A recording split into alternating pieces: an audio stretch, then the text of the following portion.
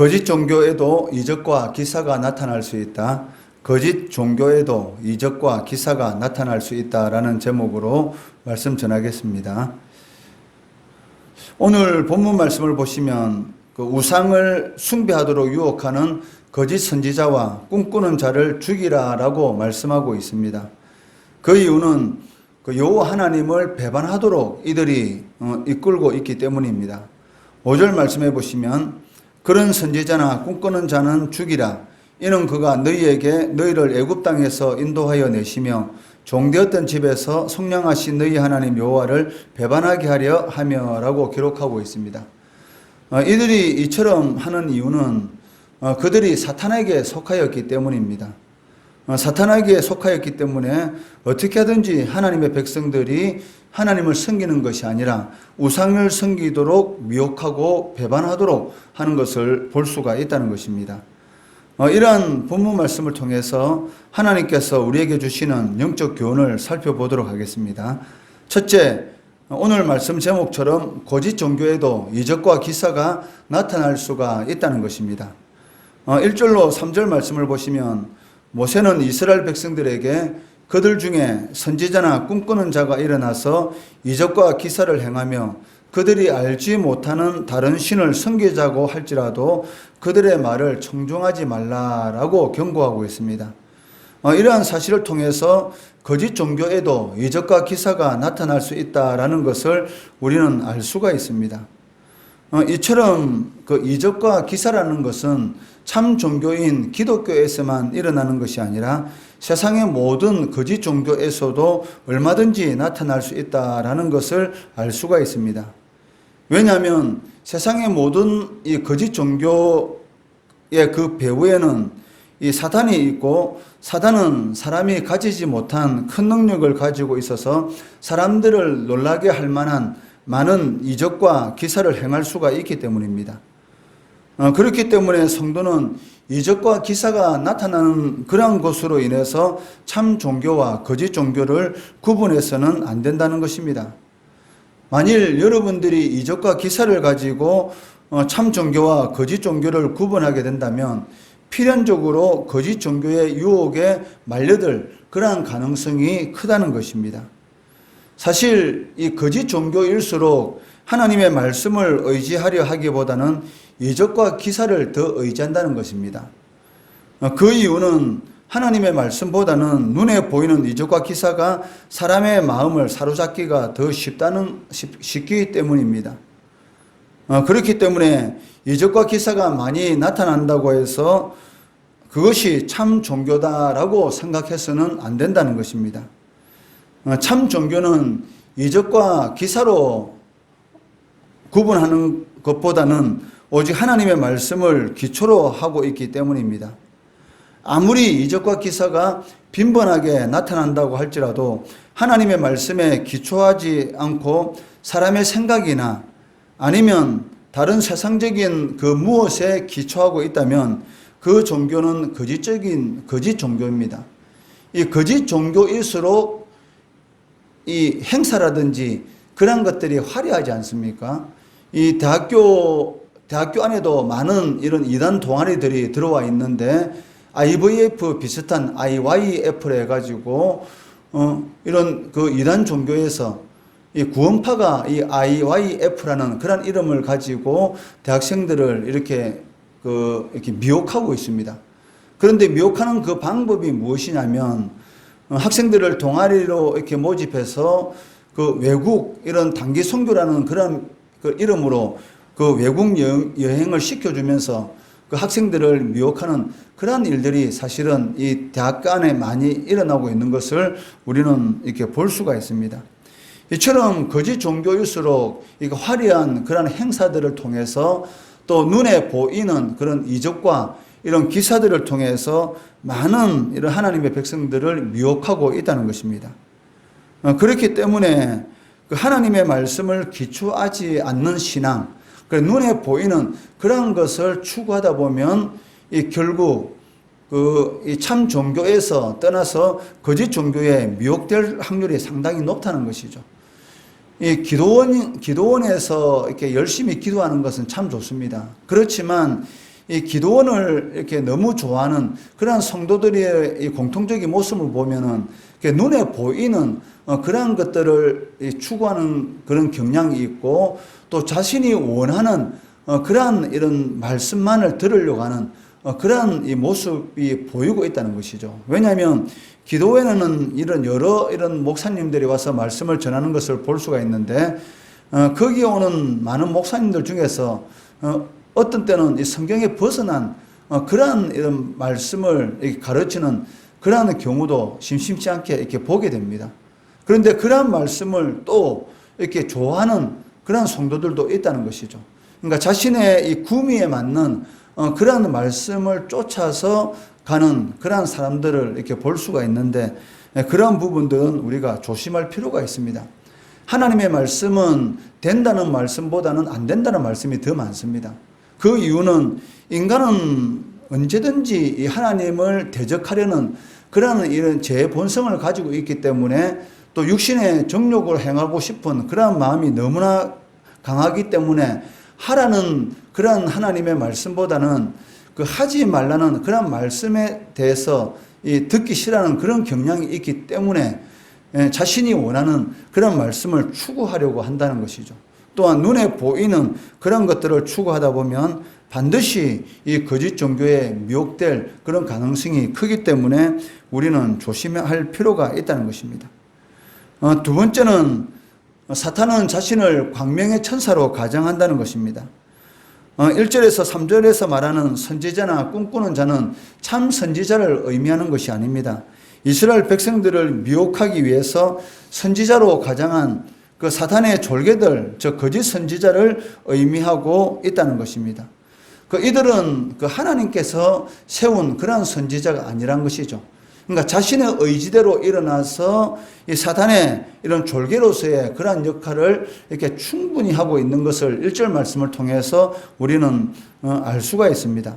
그 선지자는 하나님께서 기름 부어서 세우는 사람들입니다. 그런데도 불구하고 자신의 의지를 가지고 일어나서 이 사탄의 그런 명에 따라서 하나님의 백성들을 미혹하는 그러한 존재는 그 거짓 선지자에 불과한 것이죠. 오늘 본문 말씀에서도 알 수 있는 것처럼 사탄과 그 졸개들이 성도들을 미혹하기 위해서 사용하는 그러한 방법 중에 하나가 바로 자신들이 이 참인 것처럼 가장한다는 것입니다. 물론 그들은 자신들이 참인 것처럼 보이기 위해서 많은 이적과 이런 기사들도 행하기도 합니다. 그리고 여기에 많은 성도들이 실질적으로 넘어가는 이유가 거기에 있다는 것입니다. 사탄은 이 폭력배 같이 험상궂은 그러한 표정을 가지고 우리에게 접근하는 것이 아니라는 것입니다. 사기꾼이 내가 사기꾼이다 라고 말하면서 접근하지 않지 않습니까? 어떻게 보면 거짓이 더 참인 것처럼, 짝퉁이 더 명품인 것처럼 사실 이렇게 보이는 그런 일들이 사실 많이 있습니다. 이 중국이라든지 저런 태국이라든지 그런 이런 동남아시아 그런 쪽으로 가다 보면 이 명품과 똑같은 그런 짝퉁들이 시장에 얼마나 많이 나와 있는지 모릅니다. 심지어는 이 전문가들도 어느 것이 명품인지 사실은 이 구분하지 못하는 그런 일들이 있습니다. 우스갯소리로 어떤 여자가 가지고 있는 그러한 이런 그 액세서리가 그것이 명품인지 아니면 가짜인지 알 수 있는 그 방법이 무엇입니까? 비가 오는 날 품에 안고 달려가면 그 가방은 명품인 것이고, 비가 오는 날 머리에 쓰고 달려가면 그것은 짝퉁이다. 이렇게 우스갯소리에 말할 정도로 사실은 일반적인 눈으로 보기에는 무엇이 짝퉁이고 무엇이 명품인지 모르는 것처럼, 오히려 짝퉁이 더 명품인 것처럼 참인 것처럼 다가온다는 것입니다. 마찬가지로 사탄은 이런 폭력배같이 그런 험상궂은 그러한 모습으로 우리에게 다가오는 것이 아니라 정말로 최고의 매너를 가진 그러한 존재로 매력적인 모습으로 성도를 찾아옵니다. 그렇기 때문에 사실은 거기에 미혹되어서 넘어간다는 것이죠. 어떻게 그렇게 이 달콤한 이런 내가 듣기 원하는 그런 소리만 하는지, 그러니까 그런 소리를 통해서 성도를 미혹하고 결국은 이 멸망의 길로 이끈다는 것이죠. 사람이 잘못하면 당연히 그 잘못한 거에 대해서 이 징계를 받는 것은 당연한 것입니다. 부모가 자신의 자녀가 잘못하고 있는데도 불구하고 징계하지 않는다는 것은 그 자녀는 자신의 자녀가 아니라는 것이죠. 마찬가지로 교회에서 성도가 잘못하고 있는데도 불구하고 교회에 권징이 나타나지 않는다. 그것은 사실은 참 교회가 아니다라고 말을 할 수가 있습니다. 왜냐하면 교회의 참 표준은 세 가지입니다. 말씀이 신실하게 전파되어야 되는 것이고, 성찬과 세례가 합당하게 집행되어야 하는 것이고, 권징이 그리고 신실하게 시행되어야 한다는 것입니다. 이 세 개 중에 하나라도 없다면 그것은 참 교회가 아니다라고 종교개혁자들은 말을 하였습니다. 그런데도 불구하고 오늘날 교회 안에 얼마나 잘못된 부조리한 그런 일이 많은데도 불구하고 건증이 없어지고 있습니까? 왜냐하면 건증하게 되면 다른 교회로 옮길까봐 두려워서. 그렇기 때문에 교회가 지금 위기가 처했는데 이런 적은 누룩이 온 덩어리를 더럽히고 있는데도 불구하고 그럴 수도 있지라는 그런 미명하에 그것을 그냥 넘어간다는 것이죠. 그럴 수가 있는 것이 아니라는 것입니다. 그럴 수도 있지라고 한다면 그 영혼을 죽이는 것이죠. 바울 사도는 뭐라고 말합니까? 고린도 교회 안에서 이방인들도 행하지 않는 그러한 자기 계모와 음란한 행위를 행하는 그런 자에 대해서 고린도 교회에서 전혀 징계를 행하지 않는 그런 모습을 보고 내가 이미 심판하였다라고 말하면서 사단에게 그 자를 내어주라라고 이렇게 말을 하고 있습니다. 이것은 출교를 의미하는 것이죠. 그리스도인들이 교회에서 성부와 성자와 성령 하나님의 이름으로 출교를 이렇게 출교의 징계를 받았을 때에 자신은 다른 교회에 가면 되지라고 할 수 있겠지만 그것이 그렇게 쉬운 일이 아니라는 것이죠. 이미 성부와 성자와 성령 하나님 이름으로 출교를 명받고 권징을 받게 되면 그 마음속에는 기쁨이 사라지게 됩니다. 즉 성령이 떠나게 가게 되고 사울처럼 악령이 임하여서 항상 두려움 가운데 어떻게 해야 될 바를 모르는 어두운 가운데 빠지게 되는 것이죠. 다른 교회 가서 신앙생활은 할 수 있겠지만 그것이 참 기쁨을 줄 수 있느냐? 전혀 그렇게 되지 않는다는 것입니다. 그렇기 때문에 그런데 이러한 출교의 목적에 대해서 바울 사도는 뭐라고 말하고 있습니까? 육신은 멸하더라도 그 영혼은 주의 날에 구원받게 하기 위함이다라고 말을 하고 있습니다. 왜? 자신의 마음이 답답하고 하고 고통 가운데 있을 때에 내가 잘못했구나 깨닫고 회개하고 구원받도록 하기 위해서 교회에서 이 권징을 행한다는 것이죠. 그런데 그러한 것들이 없어짐으로 인해서 어느 순간인가 이 교회가 이 교회답지 못하는 그런 일들이 이렇게 많이 일어나고 있다는 것이죠.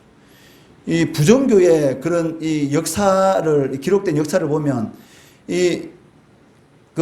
한 분의 장로님이 술 마신 것 때문에 한 달 동안 징계를 받고 그런 내용들이 많이 기록되어 있는 것을 볼 수가 있습니다.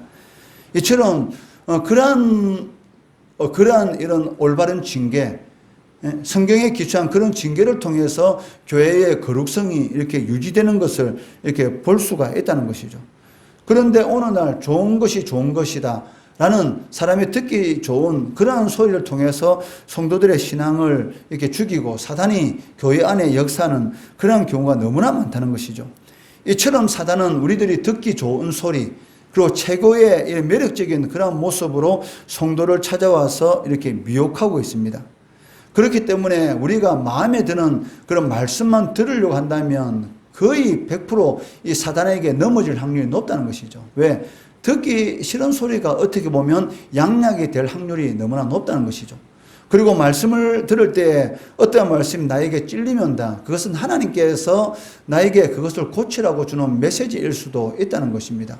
자신의 눈에 교회 안에 어떤 부조리한 것이 보이면 하나님께서 나에게 기도하라고 명령하는 것이고 말씀을 들을 때에 나에게 어떤 찔림이 오게 되면 그것은 고치라고 명령하는 것입니다. 그런데도 불구하고 끝까지 고치지 않고 그 소리는 듣기 싫은 소리니까 한 귀로 듣고 흘린다면 고칠 수 있는 기회를 놓치게 되는 것이고 그 마음은 완악하게 되어서 결국은 좋지 않은 그런 인생의 결말을 맺을 수가 있다는 것입니다. 하나님의 말씀은 우리가 성도로서의 올바른 삶을 살아가도록 우리를 이끄시는 계시의 말씀입니다. 그런데도 불구하고 그 계시의 말씀을 거부하게 되면 그 결과는 말할 필요가 없다는 것입니다. 그렇기 때문에 바울은 사탄도 자기를 광명의 천사로 가정한다라고 말을 하고 있습니다. 우리는 이 사실을 에덴 동산에 있었던 뱀의 유혹에서도 발견할 수가 있습니다. 사탄은 하와가 걸려 넘어지게 할 방법을 너무나 잘 알고 있었던 것이죠. 처음부터 사탄이 하와에게 선악과 열매를 먹으면 내 눈이 밝아져서 하나님과 똑같이 될 것이다 라고 이렇게 말을 했다면 이 하와가 이 사탄의 말에 속지 않았을 것입니다. 그런데 사탄이 처음에 하와에게 접근할 때 어떻게 했습니까? 서두르지 않고 하와의 마음을 빼앗기 위해서 대화를 시작하는 것을 볼 수가 있습니다. 사탄이 하와를 미혹하기 위한 그 대화할 때 그 매너, 그리고 그 하술, 그리고 사탄의 제안 등은 이 하와의 마음을 빼앗기에 충분했다는 것이죠. 이 강교하다라는 이 뱀이, 이 사탄이 이 뱀의 모습으로 나타나서 이 하와를 이렇게 미혹하고 있는데 그 뱀에 대해서 강교하다라는 이 단어를 쓰고 있지 않습니까? 이 강교하다는 것은 무엇입니까? 사기꾼이지만 사기꾼이 마치 아닌 것처럼 너무나 좋은 이런 매너로서 화술로서 이 하와를 꼼짝 못하게 만들었던 것입니다. 그로 인해서 결국 하와는 하나님의 명령을 어기는 최초의 사람이 되었고 남편인 아담도 이 죄에 끌어들였던 것입니다. 이처럼 사탄은 자신을 광명의 천사로 가장해서 성도들을 미혹하고 있다는 것입니다. 그리고 아무리 시대가 변했다 할지라도 동일하게 오늘 이 시간도 사탄은 우리들을 미혹하고 있다는 것이죠. 그렇기 때문에 이 사탄이 이처럼 강교하다라는 것을 알고 사탄의 미혹에 빠지지 않도록, 그리고 하나님 말씀에 우리에게 주어질 때에 그것이 내가 듣기 좋은 말씀이든 아니면 듣기 싫은 말씀이든 아멘으로 우리가 받아들일 그런 마음의 준비가 있어야 한다는 것입니다. 오늘 이 두 가지를 이렇게 살펴봤습니다. 첫째는 거짓 종교에도 이적과 기사가 나타날 수 있기 때문에 항상 성도는 하나님의 말씀을 기준으로 해서 살아가야 한다는 것이고, 둘째는 사탄은 자신을 광명의 천사로, 천사가 아닌데도 불구하고 마치 빛의 천사인 것처럼 가장해서 우리 성도들을 미혹한다는 것이죠.